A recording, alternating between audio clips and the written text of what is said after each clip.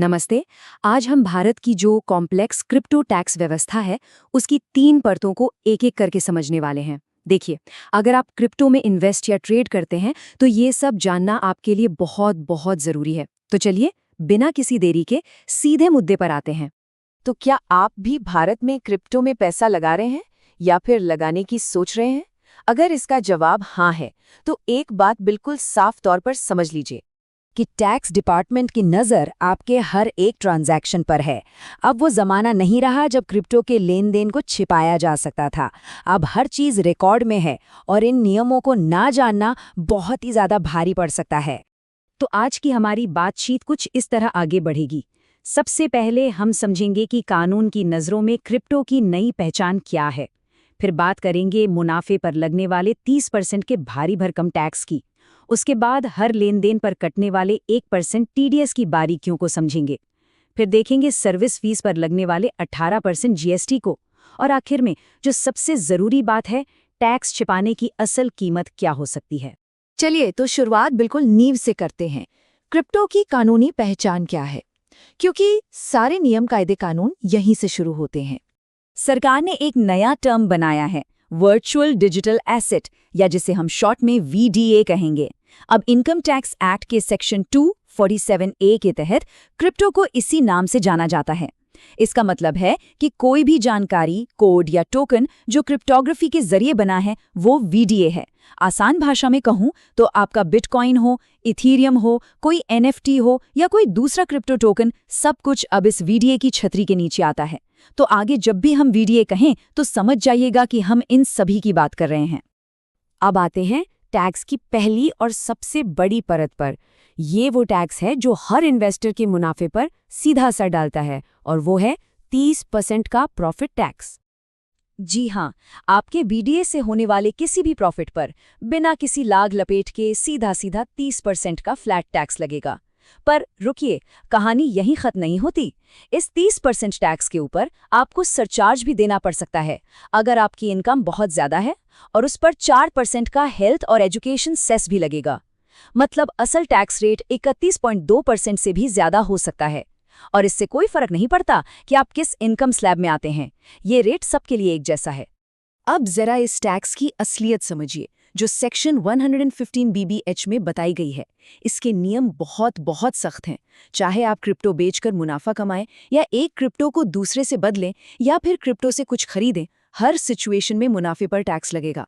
आप सिर्फ उसे खरीदने की लागत को ही घटा सकते हैं।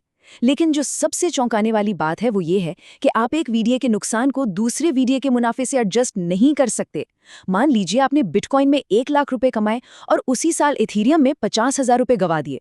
अब नेट प्रॉफिट तो आपका 50,000 हुआ, लेकिन टैक्स आपको पूरे 1 लाख के मुनाफे पर देना होगा। उस 50,000 के नुकसान का आप कुछ नहीं कर सकते, ना तो उसे कहीं और एडजस्ट कर सकते हैं और ना ही उसे अगले साल के लिए कैरी फॉरवर्ड कर सकते हैं।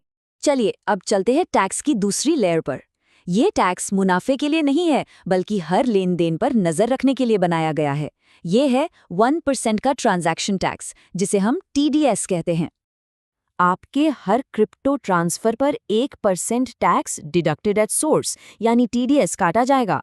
देखिए, सरकार का मकसद इससे पैसा कमाना कम और हर ट्रांजैक्शन का एक डिजिटल निशान बनाना ज्यादा है, ताकि कोई भी लेन देन छिपा न रह सके। तो सवाल उठता है कि ये टीडीएस काटता कौन है? ये स्लाइड इसे बहुत साफ कर देती है। अगर आप किसी इंडियन एक्सचेंज जैसे वजीरेक्स या कॉइनडीसीएक्स पर ट्रेड कर रहे हैं, तो टीडीएस काटने की जिम्मेदारी एक्सचेंज की है।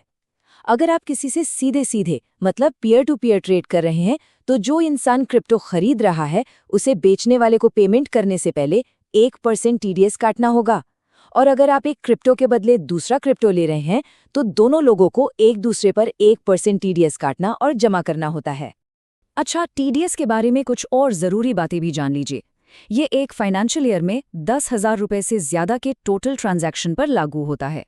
और सबसे मज़ेदार बात, ये टीडीएस तब भी कटेगा भले ही आपको उस ट्रेड में नुकसान हुआ हो। लेकिन घबराने की ज़रूरत नहीं है। ये टीडीएस एक तरह से आपके टैक्स का एडवांस पेमेंट ही है।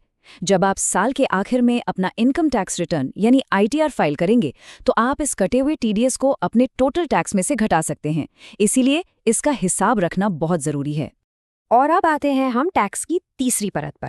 इसे लोग अक्सर नज़रअंदाज कर देते हैं, लेकिन ये आपकी ट्रेडिंग कॉस्ट को चुपके से बढ़ा देती है। ये है 18% का GST। जब भी आप किसी एक्सचेंज पे ट्रेड करते हैं तो वो आपसे एक सर्विस फीस लेता है। अब उस फीस पर 18% गुड्स एंड सर्विसेज टैक्स यानी GST भी लगता है। यहाँ समझने वाली सबसे ज़रूरी बात यह है कि ये GST आपके क्रिप्टो के अमाउंट पर नहीं बल्कि एक्सचेंज जो फीस ले रहा है उस पर लगता है। इसमें आपकी ट्रेडिंग फीस, कमीशन और यहाँ तक कि क्रिप्टो विड्रॉ करने के चार्जेस भी शामिल हैं। इसका सीधा सा मतलब है कि आप जितनी ज़्यादा बार खरीद बिक्री करेंगे उतनी ज़्यादा फीस देंगे और उतना ही ज़्यादा GST चुकाएंगे। और हाँ, ये नियम भारतीय और विदेशी दोनों तरह के एक्सचेंजों पर लागू हैं जो भारतीय कस्टमर्स को सर्विस दे रहे हैं। जैसा कि chartered accountant Surekha S Ahuja कहती हैं, कंप्लायंसी असली अल्फा है। देखिए, ट्रेडिंग की दुनिया में अल्फा का मतलब होता है बाजार से बेहतर रिटर्न कमाना। उनका कहना बिल्कुल सही है कि आज के दौर में सबसे बड़ा रिटर्न नियमों का सही से पालन करने में है, ना कि उन्हें तोड़ने की कोशिश में। और यही बात हमें हमारे आखिरी और सबसे गंभीर हिस्से पर ले जाती है। चलिए अब उस हिस्से की बात करते हैं जो शायद आपको थोड़ा डरा सकता है, लेकिन इसे जानना बहुत बहुत ज़रूरी है। अगर आपने अपनी क्रिप्टो इनकम छिपाई तो उसकी कीमत क्या होगी? इनकम टैक्स डिपार्टमेंट के पास एक बहुत पावरफुल टूल है जिसका नाम है ब्लॉक असेसमेंट। अगर उन्हें आपके ऊपर कोई शक होता है या कोई सर्च होती है तो वो सिर्फ उस साल की नहीं बल्कि पिछले 6 सालों तक की आपकी सारी कमाई और लेन देन की जांच कर सकते हैं। मतलब आज की एक गलती आपके पिछले कई सालों के खाते खुलवा सकती है। और अगर इस जांच में कोई भी ऐसी क्रिप्टो इनकम मिलती है जिसे आपने डिक्लेयर नहीं किया था तो उस पर लगने वाला टैक्स 30% नहीं बल्कि सीधा दोगुना यानी 60% होता है। ये एक सजा के तौर पर लगाया जाता है। लेकिन बात सिर्फ 60% टैक्स पर ही नहीं रुकती।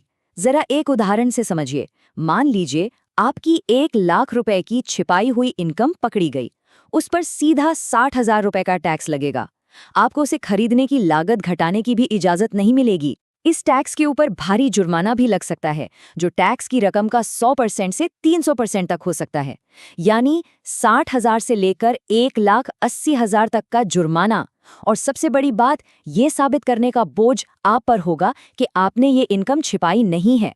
कुल मिलाकर 1 लाख रुपए की छिपाई हुई इनकम आपको 3 लाख रुपए से भी ज्यादा की पड़ सकती है। तो इस जाल से बचने का तरीका क्या है? बहुत सीधा और सिंपल है। पहला, अपने इनकम टैक्स रिटर्न में शेड्यूल VDA के अंदर अपनी हर क्रिप्टो ट्रांजैक्शन की जानकारी दें, चाहे प्रॉफिट हुआ हो या लॉस। दूसरा, सही ITR फॉर्म चुनें। अगर आप सिर्फ इन्वेस्टर हैं तो ITR 2 और अगर आप ट्रेडर हैं तो ITR 3। तीसरा, हर लेन देन का कच्चा चिट्ठा रखें, तारीख, कीमत, फीस, TDS सब कुछ। और चौथा, अपना रिकॉर्ड सरकार के एनुअल इन्फॉर्मेशन स्टेटमेंट यानी AIS से ज़रूर मिलाएं, क्योंकि सरकार के पास जो जानकारी है और आपके पास जो है वो मैच होनी चाहिए। कोई भी गड़बड़ी तुरंत पकड़ में आ जाएगी। तो अंत में एक ही सवाल बचता है। भारत के इस नए और सख्त क्रिप्टो टैक्स के माहौल में जहां हर चीज पर नजर है, क्या नियमों का ईमानदारी से पालन करना ही अब सबसे मुनाफे वाला ट्रेड बन गया है? इस पर सोचिएगा जरूर।